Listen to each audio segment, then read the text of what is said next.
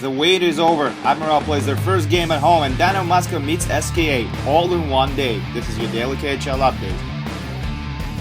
Welcome, welcome, welcome! We're in Eastern Russia, right next to China, Japan and Korea. This is Vladivostok, home of Admiral. Tonight they play their first ever home game at the Fetisov Arena. Slava Fetisov is there, of course, for the opening ceremony. Admiral meets Fetisov's whole team, Red Army. Late in the first, Viktor Drukov breaks into the zone, winds up, shoots and scores 1-0 Admiral. Historic moment, that's his second of the year and first ever in the Fetisov Arena. Early in the second now, Captain Admiral Lisin has the puck. It's a 2-on-1 and he scores 2-0 Admiral. Lisin has been a crucial part of Admiral this season, just like they hoped he would be. 11 seconds after that, Red Army is confused with the not bounce. Lisin tries to put it in from behind the net, no dice, but Viktor Drukov is John on the spot for this one, 3-0 Admiral. Stanya's night is done after that. 2 goals in 11 seconds, no wonder they benched him. Still in the second, power play for Red Army. Zubov to Prohorkin, they score! Nikolai Prohorkin finally gives Red Army a reason to cheer. It's a 2-goal game again now. Late in the period, home team restores their 3-goal lead as Denis Osipov sends it in from the slot. 4-1 Admiral. That should do it. Down by 3 goals late in the second, and with so many injured players, it would be a miracle if Red Army made a comeback. They will get a goal back though. Ilya Zubov nets his third of the season from Ilari Filippo's assist, and that's all they would get. Admiral wins their first ever game at home, and that's their third win of the season. First in regulation too. They now have 8 points and tied for 11th in the East. This is Moscow, where Dynamo meets SKA St. Petersburg. This is not the game of the day. This is not the game of the week. This is the game of the month. Simple as that. You're about to see Ilya Kalachek and Leo Komarov. This is gonna be awesome. First period, SKA's force line is out there, and they score. Evgeny Stechkov opens up the scoring, 1-0 SKA. This is just what St. Petersburg wanted. Let's see if they can build on it. Absolutely they can. Artemy Panarin digs his way into the zone, skates behind the net, pass to the blue line, another pass, Chudinov shoots, and it's 2-0 SKA. Maxim Chudinov scores his second of the year to double SKA's lead. Dynamo must do something about it. Still in the first, Dynamo is on the rush. Leo Komarov is wide open, Yelosvara feeds him, and they get one back. And Leo has a few words to say to SKA's net, apparently. I told you, this is a big game, and emotions are brewing. These guys don't like each other one bit. Late in the first, Martin Shkarsim shoots from the slots. Luck stops it and falls into the net. Is that a goal? Yes? No? Can we call anybody about this? We go upstairs, and the verdict is not in Dynamo's favor. No goal. Second period now, Pistushkov feeds Andrei Mironov for a shot. That doesn't go in, but Komarov is where he should be, in the slot and scoring. Even Steven on the boards again, 2-2. Komarov nets his second of the night, and Moscow fans go wild. Leo is their favorite. Komarov now has 2 goals, and Kalachek doesn't have any, and he lets Komarov know he's rather unhappy with the fact. Meanwhile, Go Leo chants rings from the stands. Can these two play each other like every day, please?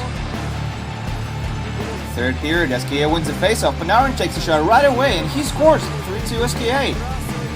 St. Petersburg has a great ability to score early in the period. That's key for them. Moments later, Tikhonov has the puck behind the net, feeds Panarin in the slot, and he nets another one. 4-2 SKA now. Remember 2011 World Juniors in Buffalo? Panarin scored 2 goals in the final back then. The way this game is developing sort of reminds me of that. 5 minutes later, Roman Cherenko is with the puck, puts on a few moves, dishes it to Anton Malyshev, and he scores 5-2 SKA. Well, this is probably it. Even for Dynamo, it would be hard to get back at this point. And SKA is going to add insult to an injury too. Patrick Torsen scores on a power play with just a second left on the clock, 6-2 SKA. What was shaping up to be a close game turned into a massacre in the third period. SKA ends their 2-game losing streak and, most importantly, gets a W against an arch rival. Artemy Panarin is the hero of the game with 2 goals and 3 points. And now I'm sad. I want to see Komarov and Kalachek play against each other again, but it's going to have to wait till January. Andrei Vasilevsky and Salovat host Neftekhimik tonight. First period, Samuel Mnatsam puts the puck on net. It's tipped and it's in. Bogdan Yakimov scores on Andrei Vasilevsky. Both are eligible for World Juniors this year. We're likely to see them in Sweden this Christmas. Yakimov scores his second of the season. Late in the first, Salovat has a man advantage. Ivan Vishnevsky gets the puck on the blue line, shoots, and it's in the net, 1-1. Vishnevsky had a great junior career in the Q, but he couldn't get a regular spot in the NHL with the Dallas Stars. Late in the first, Pavel Kokol has a chance to put Neftekhimik back in the lead, but he hits not 1 but 2 poles from a point-blank range. Can you possibly get more unlucky than that? Second period now, another power play for Salovat. Denis Kostov hits Anton Babchuk cross ice, Slap shot, and it's another goal for Salovat, 2-1. First defensive pairing gets the job done for home team. Gustav, Babchuk, and Vishnevsky get the second point of the night each on this play.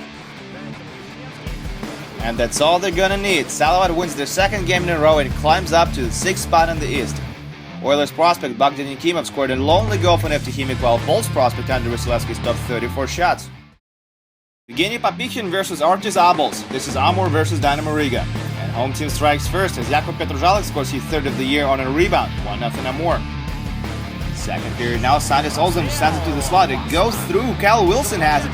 Puts it over there again, and this time Marcel Hose connects. 1-1, retired again. That would be Hose's fourth of the year. He returned to Riga again this offseason, and he continues to do great on Dynamo. Third period now, Evgeny Orlov has the puck. Delayed penalty for Amur. Feeds Denis Yezhov for a shot, and he scores. 2-1 Amur. Great shot by Yezhov. He doesn't get to score many goals, but he just scored an important one. He's going to be a game winner as well. Amur takes down mighty Dynamo Riga at home and grabs a fat total of 3 points. That's Amur's second win of the year and first in regulation as well. Wojtek Wolski and Torpedo host Lokomotiv in Nizhny Novgorod. First period, Torpedo on a power play. Sakari Salminen has the puck, passing the slot, and Mikhail Grigorov puts it in. 1-0 Torpedo. Salminen started slow for Torpedo, but he has been hot in the past few games. Less than a minute after that, Torpedo's third line is out there, and Alexei Potapov doubles their lead. 2-0 now. Great physical shift by this line. They deserve the goal. Second period now, another power play for Torpedo, and they get another one on the board. This time it's Vadim Kostoslobodtsov with the marker. He's a beast in the slot. He feels so comfortable in a physical battle with his big frame. 5 minutes later, Torpedo has another man advantage. Denis Parshin dishes it to Wolski. He feeds Juoso Hietanen, and he makes it 4-0 Torpedo. Loko is being slaughtered. Hietanen scores his fourth of the season already, and he's a defenseman. Koval's out, Klushnikov's in. Is it gonna help Lokomotiv? Not really. Third period now, and yet another power play for Torpedo. Salminen scores his fourth of the season, and it's 5-0 home team now. And the buzzer finally goes. Lokomotiv is free to go. Torpedo easily wins this one, 5-0, as Georgi Gelashvili earns his third shutout of the season, stopping 21 shots. That's his best start in his KHL career. Ishal Mikovic goes head-to-head with Mika Koskinen as Sibir hosts Slovan. Great matchup. Pick it up from the second. Dmitry Monev passes to Alexei Kopeikin. He's surprised nobody challenges him, takes his time, shoots, and scores! 1-0 Sibir. And that's going to be number 2 this year for the captain. He's played great hockey. A little later, Slovan has a man advantage. Tomasz Mojis has the puck, puts it on net from the blue line, and it goes in. 1-1. Mojis scores his second of the year. Good use of traffic in front. Early in the third now, Dmitry Kugushev feeds Slava Belov for a shot. It's a cannon, and that's another goal for Sibir. 2-1 home team. Belov scores his third of the year already, all with slap shots. Pay attention to this guy. He may be having a career season. Shortly after that, Sibir gets a power play. Alex Romanov blasts one on that rebound, and that's a wrap gift for Yuri Lehtinen. 3-1 Sibir. That's his second of the year as well, and that gives Sibir a comfy 2-goal cushion.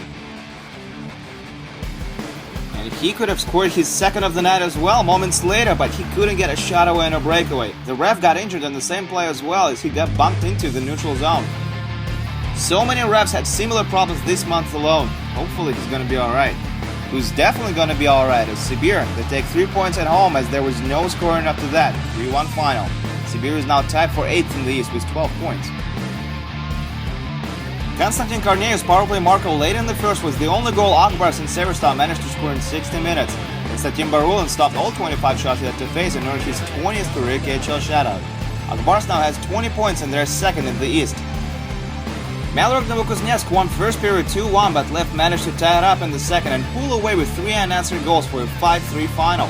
Martin Shafts and Niko Kapanen had a great offensive night, scoring 2 goals each, while Irin Novotny picked up 3 assists. With these 3 points, Lev is now tied for third in the West with Dynamo Riga. And this is it for your daily KHL update. It was a good day, but you know what? I have a feeling tomorrow will be just as great. My name is Andreas Sachenko. See you tomorrow.